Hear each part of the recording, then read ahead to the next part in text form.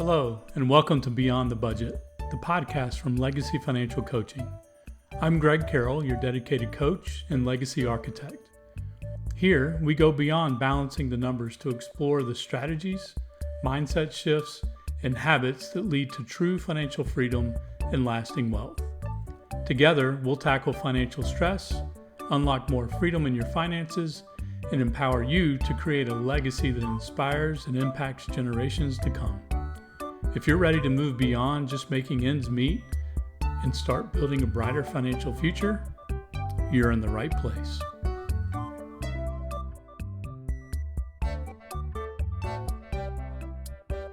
Hey everyone, welcome back to Beyond the Budget.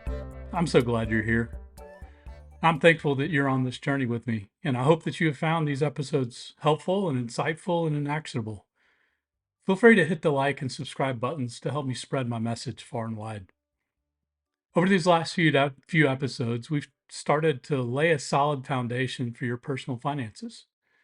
We've discussed the importance of having a why in episode 2, the importance of having a plan for your money in episode 3, budgeting basics in episode 4, and then in episode 5, we talked about setting powerful financial goals.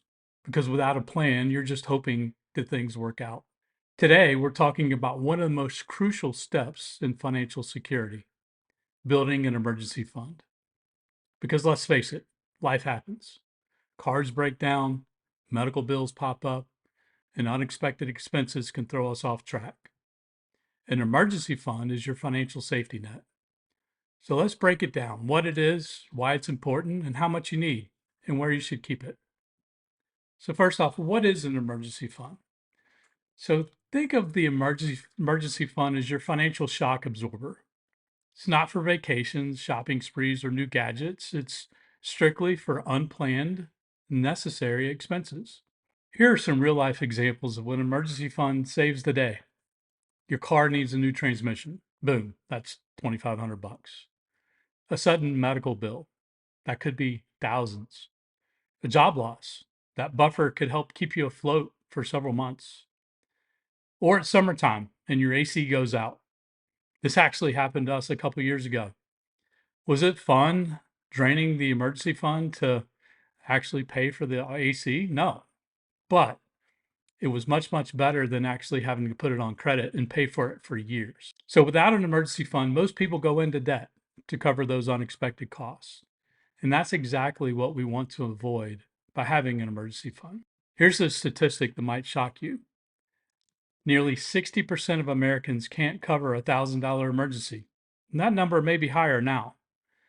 That means most people are just one unexpected bill away from financial stress, and worse, credit card or personal loan debt.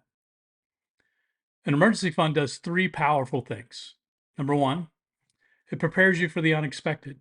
Your budget helps you plan for your regular expenses. The emergency fund helps you be ready for those large expenses that you don't plan for. Number 2, it keeps you out of debt. No more swiping the credit card for emergencies. You have the funds set aside and you can pay cash. Number 3, it reduces stress. Knowing that you have money set aside gives you a peace of mind that most people don't experience. Emergencies are unpredictable, but your ability to handle them doesn't have to be. So, Greg, how much should I save? Well, here's the game plan. First off, if you're in debt, you want to start with building up $1,000. This is your starter emergency fund. This helps create a buffer between you and Murphy while you're paying off your consumer debt. Does it cover everything? No. Will it cover most things? Yes. The key here is to be gazelle intense to pay off your debt as quickly as possible so that you can build your fully funded emergency fund. Number 2, work towards 3 to 6 months of living expenses once you've paid off all your debt. So we have a couple of guidelines that I give my clients on determining whether 3 months or 6 months is enough. And you can save anywhere in between or even more if you want. You save 3 months of expenses if you're single with no dependents and you have a stable income. Or you're married and each of you has a stable income. It's kind of a guideline. 3 months of expenses is enough.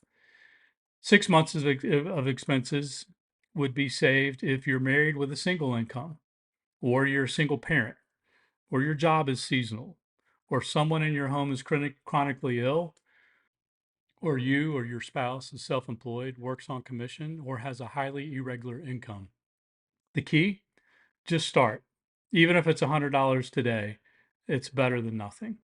So the next question is, where do you keep it? This is important because you want your emergency fund to be accessible, but not too accessible. So some of the best options I recommend are a high yield savings account or a separate savings account. You want to have at least 1 to 2 steps that you have to take in order to access the funds. Otherwise, it becomes too easy to use. High yield savings accounts earn anywhere between 4 and 5% in interest right now.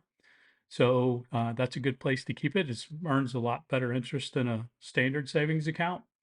You could also put it in a money market account or in a separate savings account. This is not mixed with your regular checking account so that you don't actually accidentally spend it. I'd even recommend having the savings account not tied to your checking account, just to put that additional step there in order to access the funds. But you want it accessible enough to where you can pay the bill when that emergency happens. You want to avoid investing it. The stock market and mutual funds are too volatile for emergency funds on a short term basis.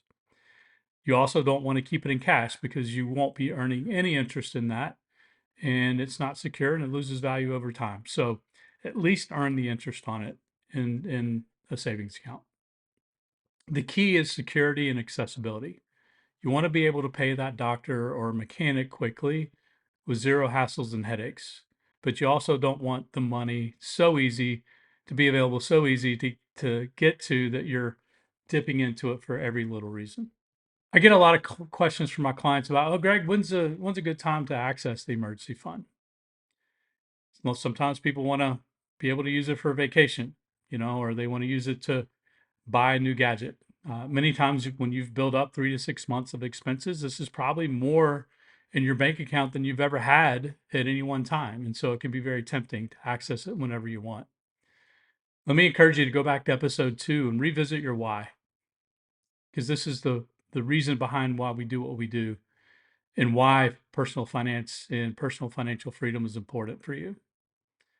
There are other savings buckets that you should use for things like vacations and replacement vehicles, home repairs, things like that. Those known expenses, right?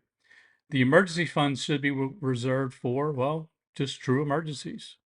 I teach my clients to ask 3 questions before dipping into the emergency fund. Number 1, is it unexpected? Number 2, is it necessary? And number 3, is it urgent? If the answer is yes to all 3, then you have a real emergency. If the answer is no to any of these, then most likely it can wait, or there may be a way that you can cash flow the item. Recently, I had a student in one of my FPU, Financial Peace University classes, and she brought to the class that she had a pipe leak in her pool. So we went through those 3 questions. First of all, I was asking if it was damaging any property, and it wasn't. Yes, it was unexpected. Was it necessary? Well, it was the winter.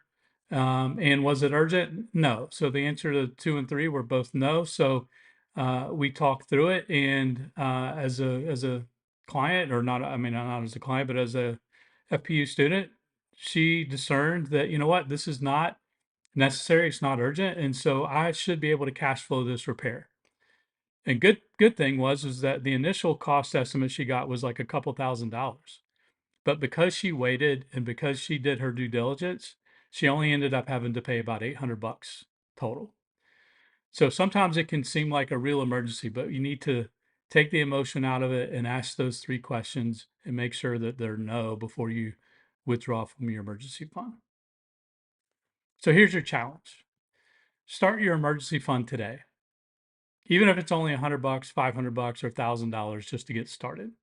If you're in debt, start with a goal of $1,000 and set a goal to save that amount in the next 30 to 45 days. If you're out of debt and ready to build your fully funded emergency fund, set your savings goal. If you're married, discuss it with your spouse and come to an agreement on what that amount should be. And whether you're building your initial emergency fund or your fully funded emergency fund, make a budget. Tell every dollar where to go before the month begins.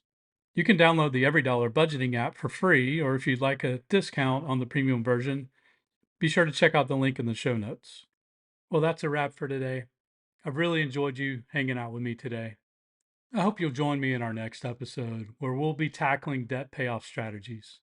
If you've ever felt stuck under debt, I'll show you a way out. See you next time on Beyond the Budget. Thank you for tuning in to Beyond the Budget. I hope today's episode gave you practical steps and encouragement to build a stronger financial foundation. Remember, your legacy starts with the choices you make today. If you enjoyed this episode, don't forget to subscribe, leave a review, and share it with someone who might benefit. And as always, if you're ready to take your finances to the next level, schedule a no-cost initial strategy session. The link is in the show notes. Until next time, stay focused, stay faithful, and let's build a legacy worth leaving.